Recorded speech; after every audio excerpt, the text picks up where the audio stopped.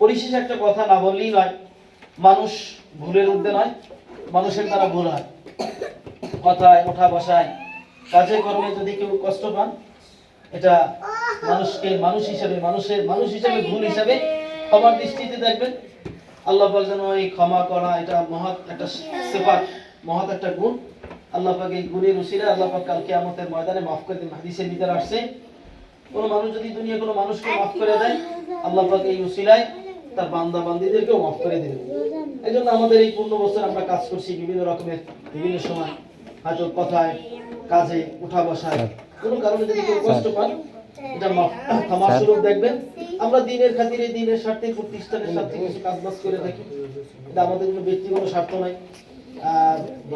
আর একটা কথা না বললেই নয়, এই প্রতিষ্ঠান অনেকেই হয়তো বিভিন্ন ভাবে ব্যক্ত করেন, হ্যাঁ, বিভিন্ন